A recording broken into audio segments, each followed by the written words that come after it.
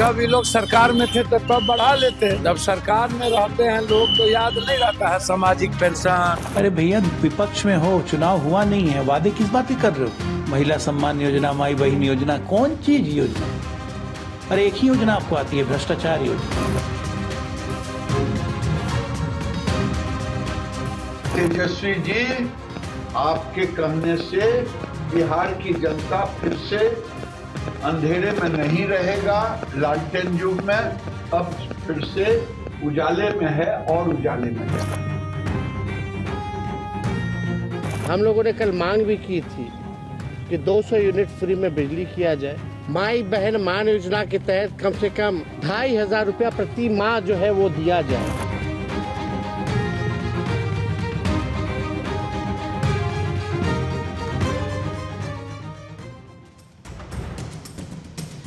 नमस्कार, आप सभी का स्वागत है भारत 24 पर। मैं हूं आपके साथ पूर्णिमा मिश्रा। शाम के 6 बज चुके हैं और वक्त है दहाड़ का। बिहार विधानसभा चुनाव इस साल के आखिर यानी कि अक्टूबर नवंबर महीने में होने को हैं, यानी कि चुनाव में अभी 7 से 8 महीने बाकी हैं और उससे पहले ही सियासी पार्टियां चुनावी मोड में हैं। आज बिहार का बजट पेश किया गया, जिसमें बीजेपी सपोर्ट वाली जेडीयू सरकार की चुनावी रणनीति की झलक साफ तौर पर दिखाई दे रही है। इसमें महिलाओं पर फोकस, कई घोषणाएं की गई और इन घोषणाओं से पहले तेजस्वी यादव एक तरीके से अपनी पार्टी का घोषणा पत्र लेकर सामने आए।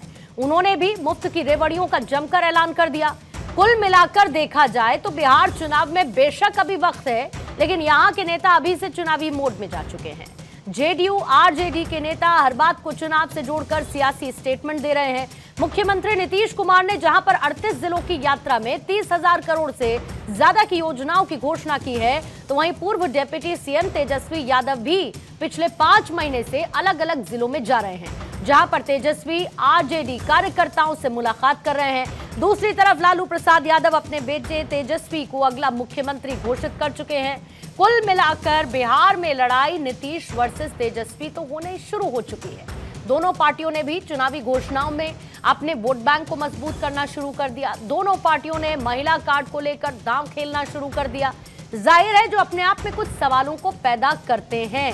आज उन्हीं सवालों को लेकर आएंगे हम दहाड़ की चर्चा में मेहमानों के साथ, लेकिन उससे पहले सियासी वार पलटवार। हम लोगों को बिहार की चिंता है और इन लोगों को सरकार बचाने की चिंता है। हम लोगों ने कल मांग भी की थी कि 200 यूनिट फ्री में बिजली किया जाए, किसानों का जो ऋण है वो माफ़ किया जाए, उनको फ्री में बिजली उपलब्ध कराया जाए। माई बहन मान योजना के तहत कम से कम 65% ऐसी महिलाएं जिनको खून की कमी है। बिहार प्रदेश में सबसे ज़्यादा बौनेपन की शिकार जो होते हैं बच्चे हो रहे हैं पूरे देश में। इनको कम से कम 2500 रुपया प्रति माह जो है वो दिया जाए। जब ये लोग सरकार में थे तो तब बढ़ा लेते,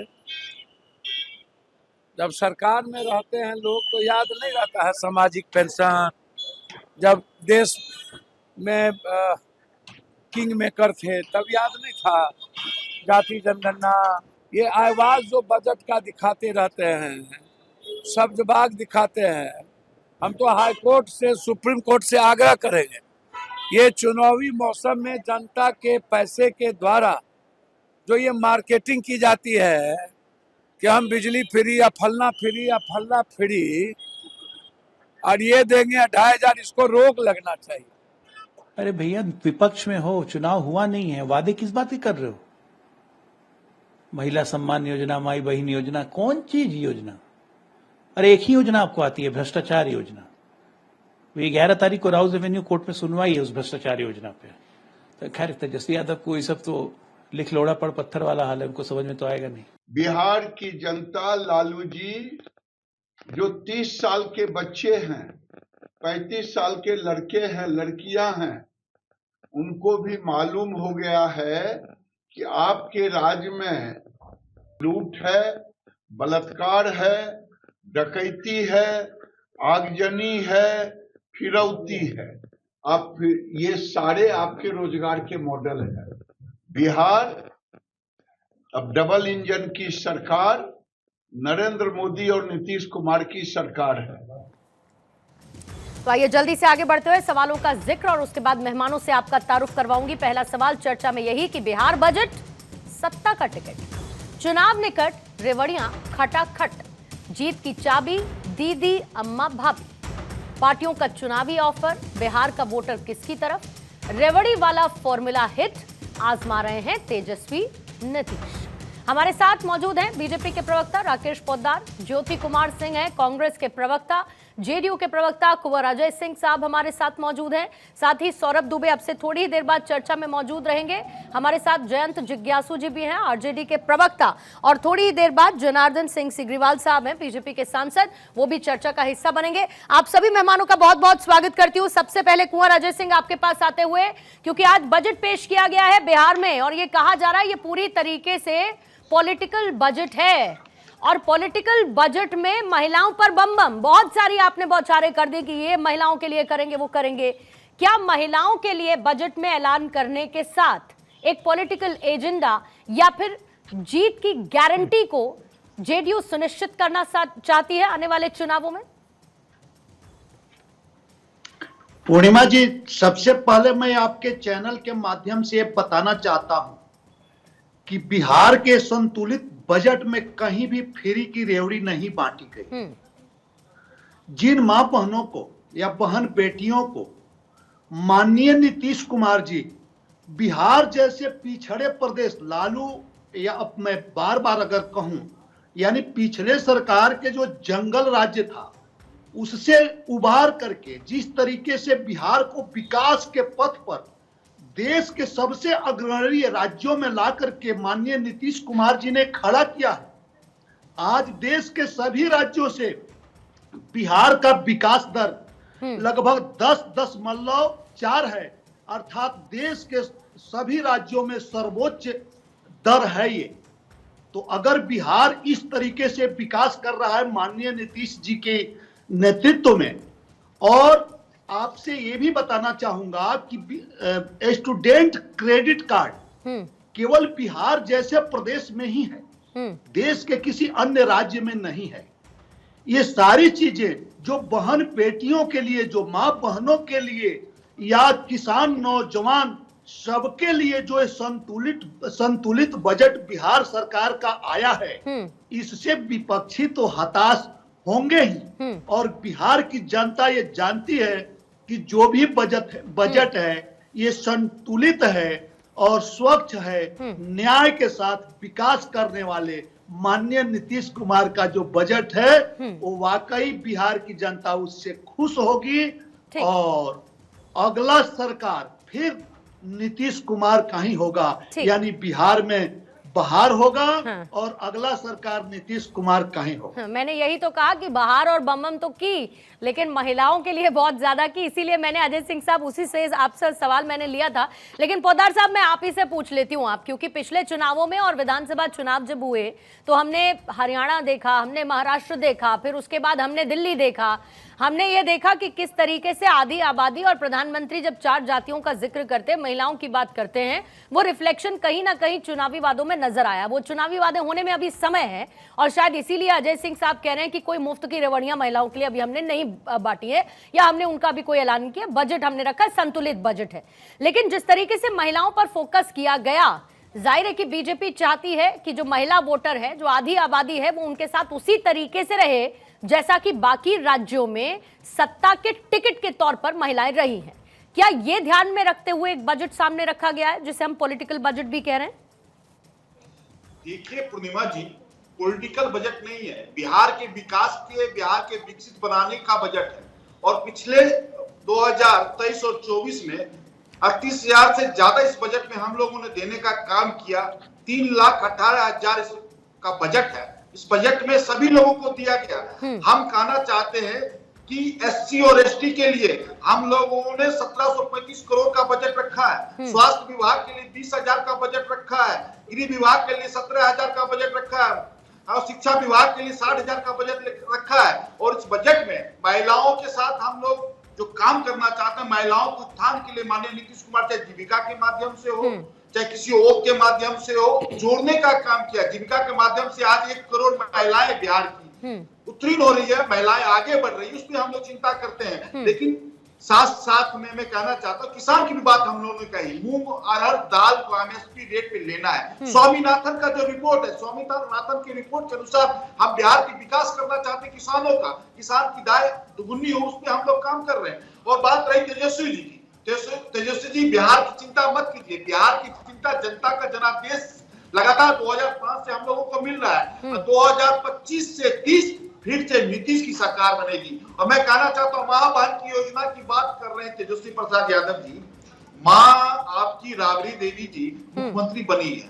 बहन की बात कर रहे हैं तो बहन आपकी पहले राज्यसभा गई और दूसरी बार लोकसभा का चुनाव जीती है। तो आप मां बहन की योजना तो सारी बिहार की जनता जानना चाहती है। और मैं तेजस्वी जी से कहना चाहता हूँ कि पहले 17 महीने के कार्यकाल को लेकर आप बिहार में जानते हैं, उसका मुखिया कौन था? माननीय नीतीश कुमार जी था।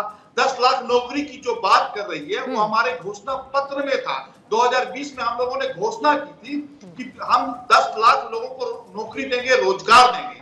हम लोगों ने 10 लाख लोगों को रोजगार दे दिया। फिर घोषणा पत्र के माध्यम से ज्यादा हम लोग 2 लाख और बढ़ा दिया, तो बढ़ाने का काम कर रहे हैं। और हम कहना चाहते थे तेजस्वी जी, 17 महीने के कार्यकाल को आप बार बार जनता के सामने रखते कि हमने रोजगार दिया। आपका एक तो फोटो, एक तस्वीर भी नहीं लगी थी गांधी मैदान के अंदर। और माननीय नीतीश कुमार जी ने हाथ पकड़ के कहा आपको कि ये बिहार सरकार की योजना है, बिहार सरकार ने नौकरी दी, आप इस पर बात मत करिए, ये हमारी योजना है, एनडीए का है। और अब विज्ञापन भी हम लोगों ने दिया था 2021 में, उस विज्ञापन में हम रोजगार दे रहे हैं। तो मैं तेजस्वी, सुनिए मिश्रा जी, मैं कहना चाहता हूँ कि 17 महीने की जो बात आप कर रहे हैं जी सर, कम से कम महाकुंभ जाते, त्रिवेणी घाट पर डुबकी लगाते, अपने पिताजी के जंगल राज को 15 साल के कार्यकाल को जनता को बताते और पश्चाताप करते। इनके पास कोई एजेंडा नहीं है। और लालू जी नेता नहीं है, लालू जी नेता नहीं है बिहार के, खुद राष्ट्रीय जनता दल ने लालू कोई बात नहीं, अभी तो सर जब चुनावी रैलियां होंगी तो ये सब कहने का मौका आपको कई बार मिलेगा। नहीं, मौका ये सब तो आपको कई बार कहने का मौका मिलेगा। लेकिन जयंत जिज्ञासु जी, ये हर कोई जानता है कि नीतीश कुमार के पीछे एक मूक शक्ति के तौर पर महिलाओं का सपोर्ट देखने को मिला है। ये पिछले चुनावों का ट्रैक रिकॉर्ड भी दिखाता है। लेकिन इधर सिर्फ ना जेडीयू प्लस बीजेपी, यानी कि जो अभी की सरकार है, प्लस तेजस्वी यादव भी इस बात की कोशिश में हैं। और उनके जो हालिया बयान हैं, जो उन्होंने घोषणाएं करने की कोशिश की है, ऐलान करने की कोशिश की है, ऐसा लगता है कि महिलाओं की ताकत को किसी भी तरीके से कमतर तेजस्वी भी नहीं मान रहे हैं। और उनको पता है ये बहुत बड़ा वोट बैंक है। लेकिन जो वोट बैंक जेडीयू बीजेपी के पास है, आरजेडी उसको अपने पास कैसे लेकर आएगी? नहीं, ये वोट बैंक से इस बात का कोई लेना देना नहीं है।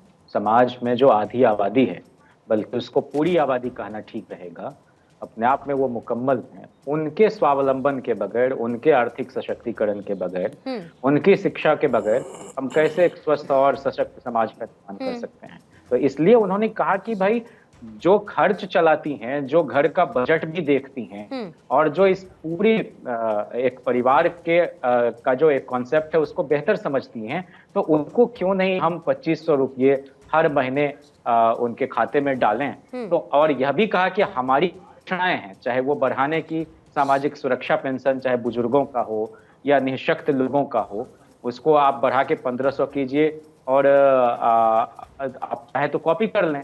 लेकिन यहाँ दोषारोपण की बात नहीं है। ये जो बजट कह रहे हैं कि बजट का साइज इतना बड़ा है, तो 89 में कितना बड़ा साइज था? आप महंगाई को भी तो देखेंगे कि नहीं? महंगाई का और बजट एलोकेशन के बीच कोई साम्य होगा कि नहीं, और उसके एक्सपेंडिचर के बीच लोगों की क्रय शक्ति घटी है लगातार बिहार में। तो इन सारे पहलुओं को देखते हुए हम तो यही जानते हैं कि हमारी सरकार जब थी तो हमारे चिंताओं के केंद्र में गांधी का गरीब आदमी था, अंतिम व्यक्ति था। और इसीलिए 30 रुपया जो पेंशन होता था, वृद्धा पेंशन, उसको 3 गुना से भी ज्यादा बढ़ा के लालू जी ने 100 रुपये किया था। तो इसी तरह से हम चाह रहे थे कि, और लोगों को उम्मीद थी कि इस बजट में ये कुछ करेंगे। 50 रुपये बेरोजगारी भत्ता मिलता था, उसको बढ़ाकर 100 रुपये लालू जी ने किया। शिक्षा की जहां तक बात है, तो जो उच्च शिक्षा और विश्वविद्यालय का बजट केरल जैसे सुशिक्षित राज्य में जिस समय 21 करोड़ का होता था, और देश के सबसे बड़े सूबे उत्तर प्रदेश में जब 68 करोड़ का होता था, तो लालू जी ने बिहार में उसको बढ़ा के 105 करोड़ से 156 करोड़ किया था। ठीक है। तो हमारे यहाँ हमेशा से एक दृष्टि रही है कि हमारे यहाँ सबसे ज्यादा जरूरत किस बात की है कि शिक्षा बेहतर हो, स्वास्थ्य बेहतर हो और किसानी के काम में लगे हुए लोगों को उसका उचित मेहनताना मिले। वापस से जिज्ञासु जी मूल सवाल पर आ जाती हूँ। मैं समझता हूँ वापस से मैं मूल सवाल पर आ जाती हूँ। आप एक युग की बात कर रहे हैं और उस युग को बीते हुए एक युग हो चुका है। आपने वो दौर भी देखा है बिहार के अंदर जब ये भी रहा कि महिला वोटर्स ने ज्यादा वोटिंग किया एज कंपेयर टू मेन। आपने वो भी देखा है। आप ये भी जानते हैं कि जब बीते चुनावों का एनालिसिस किया गया तो ये बताया कि कैसे एक साइलेंट फोर्स के तौर पर नीतीश कुमार के साथ महिलाएं खड़ी हुई नजर आई। उसमें शराबबंदी एक बहुत बड़ा फैक्टर था सर। जब महिलाओं को यह पता होता था कि उनके घर में 1 तारीख को तनख्वाह आती है और उनके घर का आदमी जाके वो पैसा शराब में डुबो देता है पूरा का पूरा, उनका घर नहीं चल पाता, उनके साथ मारपीट होती है। आप सोचिए शराबबंदी जैसा बड़ा फैसला। मेरा मूल सवाल सर ये था कि वो महिला वोट बैंक जो है परसेंटेज में महिला वोट बैंक, वो कैसे आरजेडी अपने पास लेकर आएगी, कैसे उसको भुनाएगी? मैं यही कह रहा हूं कि उन महिलाओं के परिवार से जरा जाके आप लोग अपने रिपोर्टर को भेज के पता करवा लीजिए कि शराबबंदी के बाद उन परिवारों की अर्थव्यवस्था किस तरह से चल रही है। तमाम जो निर्दोष निरपराध लोग थे, जो कमजोर वर्ग के थे, उनको जेल में ठूंस दिया गया है। अच्छा, दुनिया भर में इसको लेकर जहां कानून है, अवैध शराब के कारोबार में लगे लोगों को सजा ज्यादा मिलती है। अवैध शराब जिन तक पहुंचती है उन्हीं को जेल में लगातार नहीं ठूंस दिया जाता है। तो शराबबंदी का भी उल्लंघन हो रहा है। और वो महिलाएं जिनको आप कह रही हैं कि शांति परिवार में आ जाती है, पीटा नहीं जाता है, वो एक पक्ष है। ठीक है सर, लेकिन कमाने वाला एक उदाहरण के तौर पर उस एक योजना को लेकर आई थी। महिलाएं, मैं जिज्ञासु जी, मैं एक उदाहरण के तौर पर उस योजना को लेकर आई थी। मैं समझ गया। मैं उदाहरण, और मैं चाहती तो फिर उसके बाद में इनका जीविका प्रोग्राम उसकी भी मैं बात करती, कितना किस तरीके से सेल्फ हेल्प ग्रुप को। मैंने सिर्फ इतना पूछा कि एक इनकी स्ट्रैटेजी, दूसरी आरजेडी की स्ट्रैटेजी क्या है। मैं मेन उस पर फोकस करना चाहती थी। बहरहाल दोबारा आऊंगी तो कोशिश करूंगी आपसे उस पर जवाब लूं। ज्योति जी, उससे पहले आपके पास आती हूँ। जिज्ञासु जी थोड़ा समय दीजिएगा, 2 और मेहमान है, उनके पास भी मैं जरा जाऊंगी। ज्योति जी आपके पास आती हूँ, फिर सौरभ जी आपके पास। ज्योति जी, इस बार आपने बड़े जोश खरोश के साथ और बीते चुनावों में जब ये कांग्रेस पर आरोप लगते रहे कि भाई कांग्रेस बी टीम है, कभी किसी की भी टीम है, साथ में लड़ती तो ये हो जाता, और इस पर हमने अमूमन सर बहुत चर्चा की है। लेकिन अभी मेरा ये सवाल पूछने का इसीलिए मतलब है क्योंकि आपके बिहार कांग्रेस के नेता की तरफ से बयान आया कि इस बार कांग्रेस ए टीम की भूमिका में होगी। एक तो इस संदर्भ को मैं समझना चाहती हूं, दूसरा हम सब ने देखा कि महिला वोट बैंक, एक बड़ा वोट बैंक बीजेपी के लिए एक बहुत ही पॉलिटिकल एडवांटेज के तौर पर देखने को मिला है। कांग्रेस ने भी उनके लिए बहुत ऐलान बीते स्टेट इलेक्शंस के दौरान किए, लेकिन वो टर्नआउट इलेक्शन रिजल्ट में ऐसे नहीं आया कि कांग्रेस की सरकार वहां पर बन गई। तो ऐसे में बिहार में ए टीम की तरह कांग्रेस का फोकस किस पर है और सीट्स को लेकर कैसे आरजेडी के साथ आप लोग आगे बढ़ेंगे? ज्योति कुमार सिंह साहब। अगर कांग्रेस पार्टी के नेता, ये आवाज गूंज रही है मेरी आवाज में, मेरी आवाज मुझे सुनाई दे रही है, थोड़ा आप ठीक करवा दें उसे। अभी ठीक है सर? हेलो, हाँ अब ठीक है। पूजा जी, हाँ। जब कांग्रेस पार्टी के नेता बोलते हैं कि जब हम आने वाले चुनाव में हम लोग ए टीम के तरह काम करेंगे, हाँ। उसका मतलब सिर्फ और सिर्फ इतना है कि जो बुनियादी सवाल हैं, जो मुद्दे हैं, उन मुद्दों को हम आगे बढ़कर उठाएंगे और जो हमारे अलायंस पार्टनर है उनके साथ मिलकर उन मुद्दों को बिल्कुल आगे बढ़कर उनको आगे रखेंगे। इसके अलावा और कुछ नहीं है। जहां तक आप सीटों की बात कर रही हैं, तो जो अभी वर्तमान स्थिति है, जो वर्तमान स्थिति में पिछले बार जो हम इलेक्शन लड़े थे और आज की जो स्थिति है, उस दोनों स्थिति को देखी जाएगी और दोनों पार्टियों के जो शीर्ष नेता हैं वो बैठकर देखेंगे कि किन सीटों पर आरजेडी जीतेगी, किन सीटों पर कांग्रेस जीतेगी और किसमें हार हुई थी, किन कारणों से हुई थी। उन बातों को जब फैसला होगा तो सीटों का मूल्यांकन होगा कि किनको कितना मिलेगा, तो उसमें भी कोई विषय नहीं है। जहां तक महिलाओं की बात किए, लुभाने की बात किए कि दूसरे स्टेटों में हम लोगों ने इलेक्शन लड़ा, वहां भी हम लोगों ने बातें की, लेकिन हमें सीट नहीं मिला, वोट नहीं मिला, जो आप जिक्र करना चाहते हैं। निश्चित तौर पर दिल्ली में हम चुनाव लड़े, दिल्ली में हमें सीटें नहीं मिली, हालांकि वोट हमारे बड़े हैं। हरियाणा में भी चुनाव हम लड़े, वहां अच्छी टक्कर दिया हम लोगों ने, और बाकी भी जगह हम लोगों ने चुनाव लड़े हैं। तो हम तो मुद्दों पर चुनाव लड़े हैं। अब लोगों ने चूंकि इनकी सरकार होती है, बहुत तरीके होते हैं जिसमें इनके नेता अलायंस को जोड़ना, बहुत तरह की बातें होती हैं। हम उसमें सक्सेसफुल नहीं हो पाए क्योंकि हमारा सरकार भी नहीं था, और हम जितनी बातों को बोले और विश्वास लोगों को कम हुई, इसलिए हमें वोट नहीं मिला, इसलिए हमें सीट नहीं मिला। इतनी ही बात है। ठीक है सर। सौरभ जी, आपके पास 2 मिनट में रुककर मैं आती हूं, और उससे पहले हमारे साथ जनार्दन सिंह सिग्रीवाल साहब भी हैं, बीजेपी से सांसद हैं। सिग्रीवाल साहब, आपका बहुत स्वागत करती हूं भारत 24 पे सर। मेरा सवाल मूलतः सर आने वाले चुनावों को लेकर है। ये सवाल पूछा जा रहा है कि बिहार का वोटर किसकी तरफ जाएगा। मुफ्त की रेवड़ियों के ऐलान से लेके, बजट में महिला सेंट्रिक योजनाओं के ऐलान से लेके, किस तरीके से आप यानी कि एनडीए मजबूत महिला वोट बैंक को अपने साथ लेकर चलेगा।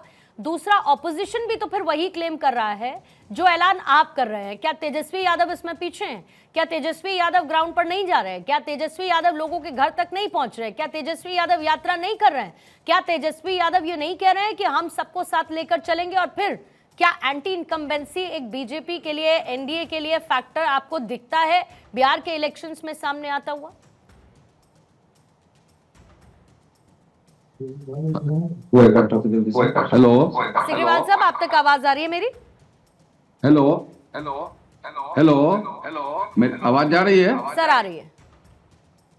नहीं, पहले तो मैं ऐसे पूरे इस राज्य हित का सर्वांगीण विकास हेतु जो बजट पेश हुआ है, इसके लिए मैं हृदय से इस एनडीए सरकार, माननीय मुख्यमंत्री नीतीश कुमार जी और माननीय वित्त मंत्री और उप मुख्यमंत्री श्री सम्राट चौधरी जी को और पूरे एनडीए सरकार के सभी नेताओं को हृदय से मैं बधाई और धन्यवाद करता हूं। आपने देखा होगा जिस तरीका से सर्वांगीण विकास, चाहे वो हमारे बहनों के लिए हो, माताओं के लिए हो, चाहे हमारे युवाओं के लिए हो, किसानों के लिए हो, मजदूरों के लिए हो, हर क्षेत्र में सर्वांगीण विकास का यह बजट है। यह बजट हमें लगता है कि इस राज्य को विकसित राज्य बनाने की दृष्टि से भी एक बहुत महत्वपूर्ण यह रोल अदा करेगा, यह मील का पत्थर होगा। और जिस तरीका से बजट में माने हमारे वित्त मंत्री जी ने पेश किया है, इसका लाभ नीचे स्तर से लेकर के और इस राज्य को और आगे बढ़ाने के लिए मिलेगा। यह राज्य आगे बढ़ रहा है, सुशासन की दृष्टि से भी, विकास की दृष्टि से भी। आपने देखा होगा प्रगति यात्रा में अभी माननीय मुख्यमंत्री जी, हमारे मुख्यमंत्री जी और पूरे राज्य के जिलों का दौरा किए हैं। जितने उन्होंने उस दौरे के क्रम में जितने योजनाओं को उन्होंने चयनित कराया, सबको कैबिनेट का मोहर लगा और सब में से लगभग बहुत सारे में काम लग गए, धरती पर काम उतर गए।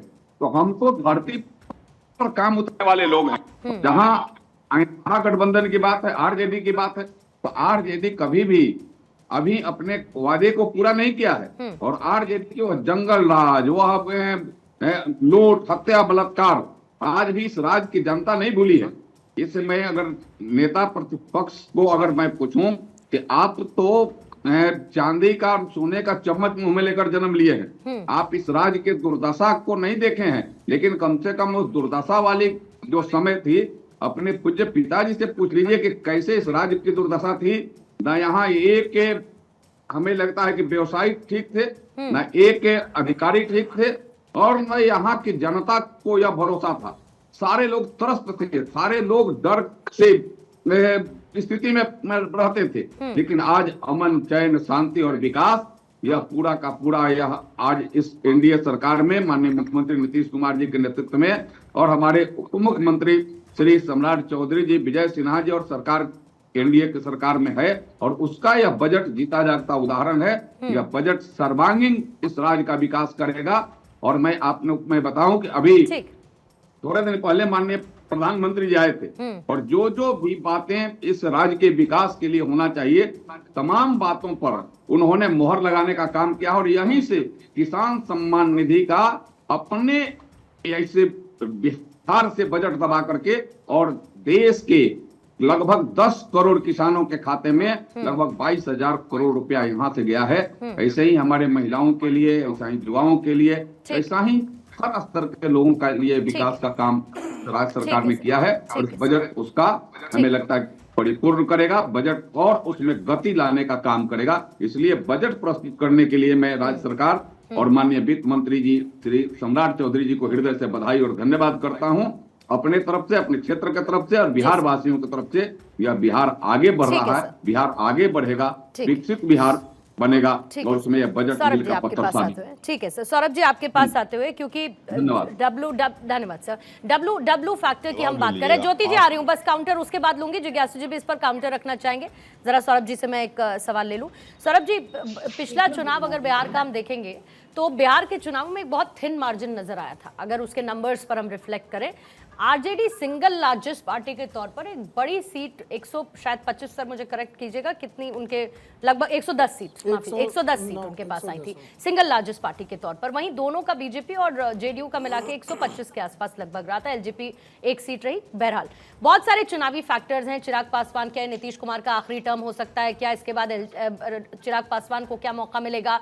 चेहरा कौन होगा? इन सबको इतर रखते हुए क्या लगता है कि आपको तेजस्वी यादव जिस तरीके से इस वक्त कैंपेनिंग कर रहे हैं, डब्ल्यू फैक्टर की बात, विमेन फैक्टर की बात बीजेपी कर रही है, जिसका रिफ्लेक्शन बजट में भी दिखाई दिया, लेकिन तेजस्वी यादव को भी और खासतौर से पिछले राज्यों में विधानसभा चुनाव के बाद ये पता है कि हमको कहां पर हिट करना है।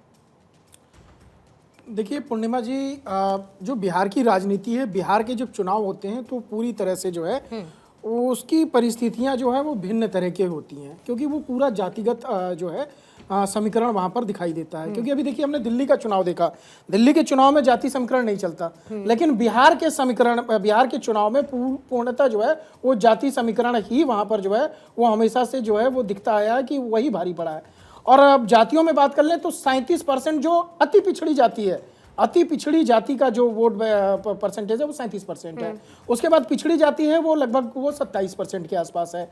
सवर्ण को ले लीजिए तो आप वो 15% के आसपास सवर्ण है। भारतीय जनता पार्टी और नीतीश कुमार जी की जो रणनीति रहती है वो हमेशा इसी के इर्द गिर्द रहती है। ये जो कॉकटेल है अनुसूचित जाति का, अति पिछड़ी जाति का, पिछड़ी जाति का और सवर्ण जाति का, कुल मिलाकर के 79% के आसपास का जो है ये टोटल वोट बैंक जो है वो बनता है, वोट प्रतिशत। तो मुझे लगता है कि जिस प्रकार से नीतीश कुमार जो जाति के नाम पर एक बहुत बड़े नेता, जिनकी छवि जो है बहुत स्ट्रांग है और वो हमेशा से माने जाते हैं कि एक जो कुर्मी जाति होती है उसके मसीहा के तौर पे, इसीलिए हमने देखा है कि बार बार कोई भी पार्टी नीतीश कुमार का अपमान करने से बचती है। हालांकि आरजेडी इस मामले में बहुत विपरीत रही है। आरजेडी ने कई बार जो है वो चाचा चाचा कह के उनका अपमान भी किया है, और जब अपमान करने के बाद नीतीश कुमार उनसे अलग हो जाते हैं तो फिर वो उनको मनाने में लग जाती है। कई बार यह भी देखा गया है कि लालू यादव नीतीश कुमार को लुभाने की कोशिश करते हैं, लेकिन उनके पुत्र तेजस्वी यादव जो है वो अपमानजनक टिप्पणियां करते हैं। पहली बात। दूसरी बात, मुझे जो ये चुनाव है कुल मिलाकर के, ये जो आरजेडी एक वहां पर पार्टी है, निश्चित तौर पर आरजेडी एक मजबूत तौर पे वहां पे पिछली बार देखने को मिली थी स्थिति में, और अभी भी मैं मानता हूं, क्योंकि उनका भी एक अपना वोट बैंक है, जो उनकी राजनीति है मुस्लिम और यादवों को लेकर के, वो कहीं ना कहीं पूर्ण रूप से उसी के धुरी वही है उनकी, और उसी को लेकर के वो इस बार के चुनाव में भी जाने वाले हैं। इसीलिए लगातार जिस प्रकार से देखिए महाकुंभ के बारे में एक आदरणीय लालू यादव जी, बड़ा सम्मान करता हूं मैं उनका, चाहे वो उनके मुंह से गलती से निकला या जानबूझ के दिया, लेकिन ये बड़े आश्चर्य की बात है कि आज हम जब आरजेडी और अन्य पार्टियों का ट्वीट देखते हैं कि रमजान के लिए तो खुल करके उन्होंने ट्वीट किया, लेकिन जब महाकुंभ की बात थी, सनातन की बात आती है, तो वो ये दिखाना चाहते हैं मुसलमानों को कि देखिए हमारे वोट बैंक आप हैं, कांग्रेस पार्टी आपके साथ है या नहीं है, लेकिन हम जो आरजेडी जो है वो अभी भी आपके लिए खड़े हुए हैं। तो मुझे लग रहा है कि ये जो आरजेडी का अपना वोट बैंक है, इसमें कहीं ना कहीं ये जो अभी 2 मंत्री नए बने हैं, और ये दोनों मंत्री जो है वो इसके अंदर जो है अति पिछड़ी जाति, जो नीतीश कुमार की जाति आती है, उससे डाले गए हैं। तो मुझे लगता है जो महिला फैक्टर की आपने बात कही थी वो बहुत महत्वपूर्ण हो जाता है, क्योंकि आपने बहुत अच्छी बात कही थी। आपने कहा कि नीतीश कुमार जी ने शराबबंदी की, और शराबबंदी के कारण महिलाएं बहुत खुश हुई, लेकिन वहां पर आरजेडी के जो नेता हैं, प्रवक्ता, उन्होंने बिना तर्कों के आधार पर जवाब दिया। वो कह रहे नहीं, चोरी छुपे सरकार का काम जो है वो ये शराबबंदी करना। भाई दिल्ली में अरविंद केजरीवाल, आज पूरी शराब नीति पे उनकी सरकार चली गई, और आप ये समझिए कि नीतीश कुमार ने अपनी तरफ से तो शराबबंदी की कि हम तो पूर्ण रूप से शराबबंदी कर रहे हैं, बाकी अगर कोई दाएं बाएं से कर रहा है, आपके पास सूचना है जयंत जी, तो निश्चित तौर पे उसकी कंप्लेंट करिए और उसके ऊपर कार्रवाई लेने से पहले फिर उसके बाद एक ज्योति जी आपका भी मैं काउंटर लूंगी, साथ ही राकेश जी आपके पास पे आती हूँ, जिज्ञासु जी आपका काउंटर ले लेती हूँ, फिर उसके बाद बाकी मेहमानों के पास जाऊंगी। नहीं, हम तो ये कह रहे थे कि शराबबंदी को लेकर कानून जो बना है उस कानून का पालन अगर नहीं हो रहा है, और अवैध शराब का 30,000 करोड़ की एक समानांतर व्यवस्था चल रही है। तो इस पर तो हाईकोर्ट ने भी एक अपनी टिप्पणी की है। और वो ये किसका काम है लॉ एंड ऑर्डर को ठीक रखना? और लाखों लोग जो वहां गए हैं उनमें अधिकांश गरीब परिवारों के, दलित और अति पिछड़े परिवार के लोग हैं। उस पर क्यों नहीं सरकार की नजर जा रही है? और अभी के लिए इस सरकार को कौन समझाएगा कि शराबबंदी के बावजूद 3 करोड़ 46 लाख लीटर शराब की कागज में बरामदगी दिखाई गई है, और 20 ट्रक शराब अगर बिहार में घुसता है तो एक टूटा फूटा कहीं कुछ पकड़वा देते हैं और कहते हैं कि हमारे कर्तव्य की तीसरी हो गई है। 300 से अधिक सरकार का आंकड़ा है कि लोग मरते हैं। अभी आपने देखा है कि उधर गोपालगंज के इलाके में किस तरह से हुआ। हमारी तो चिंता इस पर है। और हमारे समय में भी ताड़ी कर जो है, ताड़ी को मुक्त रखा गया था इससे, क्योंकि वो पासी लोग जो हैं उसका पूरा पेशा उसी से चलता है। अभी के बजट को अगर हम ध्यान में रखेंगे तो हमारी साझा सरकार जब चल रही थी और जाति आधारित गणना जब कराई तो 6,000 से कम की मासिक आय जिनकी थी, ऐसे 94,000 परिवार थे, और उनको हमने 2 लाख रुपए देने की योजना पर मुहर लगाई थी। उस योजना का कहीं कोई अता पता नहीं है, उसका कार्यान्वयन नहीं हो पा रहा। तो इस पर कौन कहेगा? और नहीं, फिर सर इस पर भी तो कहिए कि पिछले चुनावों में आरजेडी ने तो यहाँ तक कह दिया था कि कांग्रेस की वजह से जो है हमारी सीट्स और कम रह गई, वरना हम तो सरकार बना लेते। ये भी तो कहा था ना आरजेडी ने पिछले चुनावों में कि 70 सीट देना इनको गलती थी, हमने इनको 70 सीट दे दिया। इन्होंने जहां बीजेपी के साथ डायरेक्ट कॉन्टेस्ट था वहां पर बहुत खराब परफॉर्मेंस किए, तो आरजेडी के नेताओं ने कहा था ना। तो महागठबंधन इस बार भी आप साथ लेकर चल रहे हैं? नहीं, हमारा तो गठबंधन बहुत इंटैक्ट है और हम लोग बेहतर प्रदर्शन करने के लिए प्रतिबद्ध हैं। इंटैक्ट तो है। बात तो सुन लीजिए। जो भी कमजोर कड़ी रहती है उसको दुरुस्त करने की संजीदा कोशिशें होती हैं, और इसीलिए पूरे बिहार में घूमकर हमारे नेता ने अलग अलग जिले में जाकर कार्यकर्ताओं से फीडबैक लिया, कार्यकर्ता दर्शन से संवाद किया और नारी संवाद किया कि असल में उन महिलाओं की क्या समस्या है। इसके बाद हम सीधे जनता के बीच जाएंगे। मैं तो आपसे सिर्फ ये कह रहा था कि बिहार में जो गरीब परिवार है, कमजोर परिवार है, वो सही से उनका इलाज नहीं हो पाता, और इसलिए बिहार के अस्पतालों में डॉक्टरों से ज्यादा कुकुर आपको नजर आएंगे। वहां कुत्तों का साम्राज्य स्थापित हो गया है। नवजात शिशु को कुत्ते नोचते हैं। तो फिर तो चलिए, आपके पास बीते 5 साल एक बड़ा मौका रहा पोद्दार साहब, इनके पास तो बड़ा मौका रहा। अगर इतना सब कुछ बिहार में, सर सुनिए, नहीं मेरी बात सुनिए ना सर, मेरी बात सुनिए ना। इलेक्शन के समय सुनिए सर, मेरी बात सुनिए। ये जो आप मुद्दे उठा रहे हैं, विपक्ष की भूमिका में तो है ही ना आप। तो बीते 5 सालों में सरकार के सामने क्या इन मुद्दों को आपने नहीं उठाया? और अगर उठाया है तो अपना बेस तो बिल्टअप कर ही लिया होगा ना, चुनावों में वो नतीजों में रिफ्लेक्ट हो जाएगा। पोद्दार साहब कुछ जवाब देना चाह रहे हैं? सर जवाब भी ले लीजिए ना सर, समय थोड़ा सा सर लिमिटेड रहता है। राकेश पोद्दार जिज्ञासु जी और मैं मिश्रा जी कहना चाहता हूं कि 2020 के चुनाव में इनसे मेरा सिर्फ 12,000 वोटों का फर्क था। 12,000 वोटों का फर्क था, मैं मानता हूं इस बात को। लेकिन उस समय चिराग पासवान जी अलग चुनाव लड़े थे, उनको लगभग 24,60,000 वोट आया था। उपेंद्र कुशवाहा जी अलग चुनाव लड़े थे, उनका वोट अगर प्रतिशत सारा जोड़ा जाए तो इनका खाता भी नहीं खुलेगा।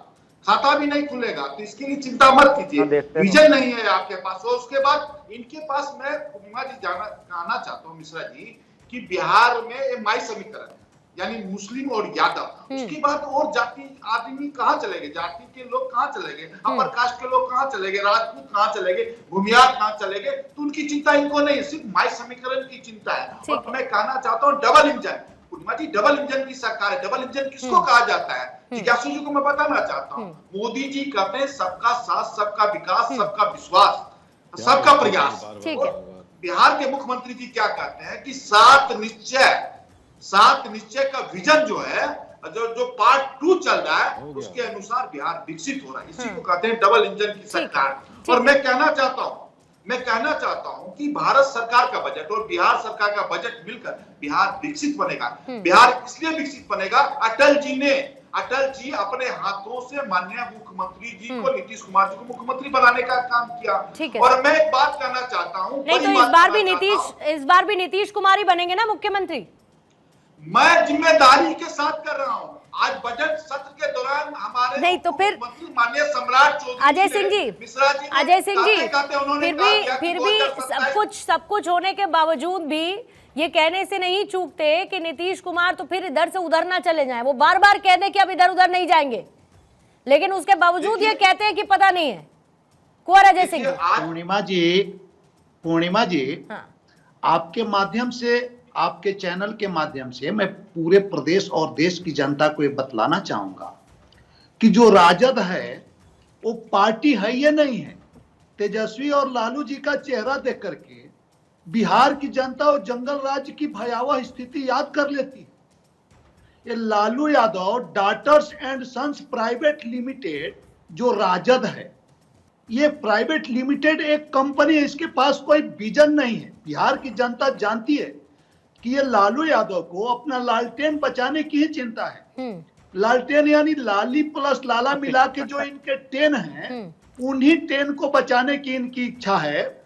ये बिहार की जनता के बारे में इनको कोई चिंता नहीं। रही बात एनडीए की, तो मोदी जी के नेतृत्व में देश आज विकास कर रहा है।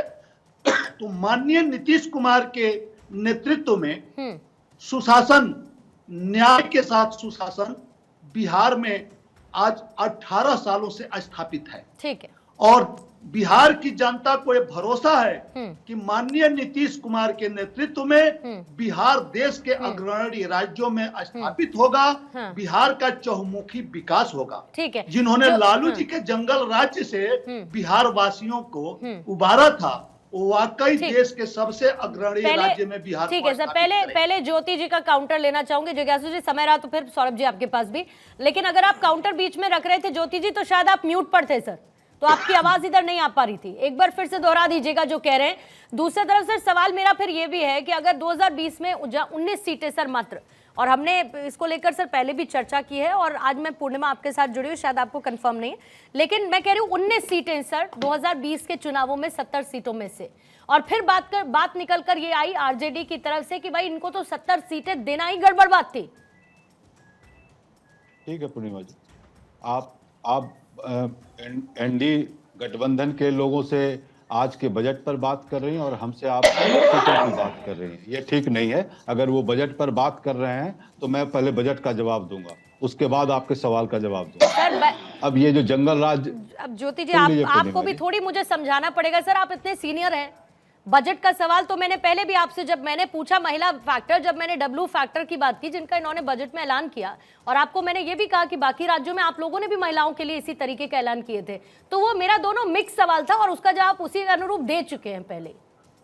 ज्योति जी बिल्कुल नहीं दे चुके। अब आप तो अब दे दीजिए सर, अगर नहीं दिया तो। मैं उनके बजट के बातों का पहले बात करूंगा। अभी जो ये जंगल राज की बात कर रहे थे, मैं उनके जंगल राज जो सीएजी है, जो और आज जो उनके उप मुख्यमंत्री सम्राट चौधरी ने जो पेश किया है, उन्होंने ही सीएजी के रिपोर्ट को पिछले साल भी पेश किया था अपने बजट के बाद। अब उस जो पेश किया था, ये दैनिक भास्कर का रिपोर्ट है, मैं उसको पढ़ दे रहा हूं, सुन लीजिए। आपके माध्यम से लोगों को पता चल जाएगा, लोगों को जो गुमराह कर रहे हैं वो पता चल जाएगा। बिहार सरकार ने 87,947 करोड़ रुपया खर्च उसका हिसाब ही नहीं दिया था इन्होंने। और शिक्षा के क्षेत्र में 13,796 करोड़ रुपए बचे रह गए थे। उसके बाद स्वास्थ्य में 8,543 करोड़ रुपया, पंचायती राज में 4,910 करोड़ रुपया। इस तरह से बहुत सारे में इन्होंने खर्च ही नहीं किए, इनको वापस करना पड़ गया। और जो सीएजी का रिपोर्ट था, ये मैंने नहीं किया, जो सम्राट चौधरी जी ने पेश किया था सीएजी रिपोर्ट विधानसभा में, मैं उसको बता रहा हूं। और उसमें उन्होंने अपनी आपत्ति भी जताई थी, थोड़ा गुस्सा भी दिखाया था सीएजी ने कि उसमें वित्तीय जो गड़बड़ियां हुई थी, गोलमाल हुआ था अफसर के कारनामों का, वो भी उन्होंने बताया था। तो अब देखिए, उसमें 1059 मामलों में, जिसमें कि 25,000 करोड़ की राजस्व हानि हुई थी। तो ये जो आज जो बजट आज पेश किए हैं, किसके लिए किए हैं? आप किसको बेवकूफ बना रहे हैं? आपको हेल्थ में आपने खर्च नहीं किया, आपने राजस्व हानि कर दी, आपने एजुकेशन में इतने पैसे 13,796 करोड़ रुपए आपने खर्च ही नहीं कर पाए, वापस कर दिए। आप किसकी बात कर रहे हैं? उसके बाद ये एक सांसद जी का आपने बात सुनाया कि वहां पर अब क्या प्रवचन दे रहे हैं? मैं बोल रहा था, क्या प्रवचन दे रहे हैं? तो मैं बोला नहीं। नहीं जब वो मैं तो आपके बोलूंगा, आप आपके बोलोगे आपके तो मैं बजट का बोलना बता नहीं। रहे हैं कि ये तो क्या आप आपने बोल नहीं बताया था पाएंगे। और क्या आपने खर्च किया, वो तो रिपोर्ट पूरी पढ़ के बता रहे बोल हैं। नहीं आप पाएंगे फिर। कांग्रेस की पूर्णिमा जी बातों को पूर्णिमा जी भी मैं आप बताना प्रदेश चाहता की हूँ, इनको जनता एक को और भी बात राशन बतानी दी। चाहिए, इनको भी एक बात बतानी सुन चाहिए लीजिए। कि 96% CAG का रिपोर्ट सुधार हुआ बताया बिहार के पूर्णिमा अंदर जी। अब शिक्षा, मैं बोल रहा हूं, स्वास्थ्य और तुमको किसान का। चुप नीति रहने आयोग का बोलिए। रिपोर्ट है, जिस सीएजी की बात कर रहे हैं वो लगातार कह रहे हैं 96% सुधार हुआ 20 सालों में। उनकी तो बातें रखते नहीं है, अपनी बात रख रहे हैं। और बात मैं करना चाहता हूँ, ये कहते थे कि जातीय जनगणना पे उस समय में महागठबंधन की सरकार थी, ज्योति जी, और महागठबंधन की सरकार में जातीय जनगणना हुई थी और राहुल गांधी जी बिहार आए। बिहार ठीक है, में मेरे आके पास कहते थोड़ा हैं सा जातीय समय, जनगणना सही नहीं है। ठीक है, समय सर थोड़ा सा एक कम मैं है, क्लियर कर देना चाहता हूँ। मेरे पास समय थोड़ा सा कम है। आप उसको सौरभ जी उसको 30 दिखाने सेकंड का ही दे काम पाऊंगी मत अगर हाँ, उसमें नहीं, ठीक है, 30 समराइज सेकंड। कर दीजिए। और ये तो बहुत इंपॉर्टेंट है ना, दिल्ली में तो हमने देखा कैग ने बड़ा इंपॉर्टेंट रोल प्ले किया इसी तरीके की बात। नहीं, कैग के इंपॉर्टेंट रोल तो कैग की रिपोर्ट तो अब आई है ना, चुनाव तो पहले हो गए थे। मुझे लगता है कि ये देखिए चुनावी मुद्दा नहीं बनेगा जिस प्रकार से कैग की रिपोर्ट दिखाई जा रही है। सबसे बड़ी बात है, देखिए जो मुस्लिम वोट के लेकर के आरजेडी के जो है उनके लिए चिंता का विषय है कि जो पीके साहब हैं, पीके साहब अपने जो है 40 कैंडिडेट उतारने जा रहे हैं, वो मुसलमान कैंडिडेट। तो ये बड़ी चुनौती मुझे लगता है आरजेडी के लिए होगी। कांग्रेस का बहुत ज्यादा अस्तित्व तो बिहार के अंदर है नहीं, जो भी अस्तित्व है वो आरजेडी के कारण है। और आरजेडी की जो अस्तित्व है वो सिर्फ मुस्लिम तुष्टीकरण को लेके है, और उस मुस्लिम तुष्टीकरण पे प्रशांत किशोर जो है वो सीधा सीधा चुनौती देने वाले हैं। इसलिए आरजेडी को अपनी रणनीति पे दोबारा विचार करना चाहिए, विमर्श करना चाहिए। और बजट से ज्यादा जो है मुझे लगता है कि वो जो शराबबंदी की शराब की बता रहे हैं कि शराब पकड़ी गई, इसको आप चुनावी मुद्दा ले लीजिए, कितना फिर समय बनाते हैं, खत्म वो है। आप 30 सेकंड ले लीजिए सर। देखिए मैं 30 सेकंड ही ले रहा हूं। मैं कह रहा हूं कि कौन क्या विश्लेषण कर रहे हैं, किस लोकस से कर रहे हैं, उससे फर्क नहीं पड़ता है। हम लोगों की पार्टी सभी लोगों को प्रतिनिधित्व देती है और जदयू ने 18 टिकट अति पिछड़े को दिए, हमने 24 टिकट दिया और ये ट्रेंड जारी रहेगा। सारे लोग चाहे सवर्ण समाज के हो, पिछड़े हो, दलित हो, अल्पसंख्यक हो, सबका समर्थन हासिल है। मैं एक महत्वपूर्ण बात कहना चाहता था कि WHO का मानक है कि हर 1000 लोगों पर एक डॉक्टर होना चाहिए। कोरोना के कहर के समय भी बिहार में 50,000 पर सिर्फ एक डॉक्टर था, तो आज वहां पर डॉक्टरों की संख्या इतनी कम है कि स्वास्थ्य व्यवस्था लचर है। बजट में इन बातों का कहीं कोई जिक्र नहीं है और सिर्फ पीठ थपथपाने के लिए किया गया है। बिहार हैरान सत्ता का टिकट क्या बनेगा ये सर मेरे पास पोदार साहब समय नहीं है। पोदार साहब प्लीज इजाजत। 1 मिनट में क्लियर कर देना, 1 सेकंड में बोलिए पूर्णिमा जी। मैं कह रहा हूं 2025 से 2030 बिहार फिर लाएगा नीतीश, ठीक है, फिर मुख्यमंत्री बनेंगे नीतीश। इसकी चिंता किसी को नहीं करना चाहिए। जनता का जनादेश आएगा। जिज्ञासु जी चिंता मत कीजिए, जनता का जनादेश आएगा, फिर बिहार के मुख्यमंत्री नीतीश कुमार होंगे। ठीक है सर। नीतीश कुमार बनेंगे या फिर तेजस्वी बनेंगे, ये तो जाहिर है कि इलेक्शन के रिजल्ट आएंगे उसके बाद ही, क्योंकि उनकी तरफ से भी ऐलान हो चुका है तेजस्वी बनेंगे मुख्यमंत्री। बहुत बहुत शुक्रिया जिज्ञासु जी आपका, कुंवर अजय सिंह साहब अपने समय दिया, सौरभ जी, राकेश पोद्दार साहब भी हमारे साथ थे, ज्योति कुमार सिंह जी और थोड़ी देर के लिए जनार्दन सिंह सिग्रीवाल साहब भी हमारे साथ जुड़े थे। दहाड़ की चर्चा में आज के लिए फिलहाल इतना ही। वक्त एक बहुत छोटे से ब्रेक का है, आप बने रहिए भारत 24।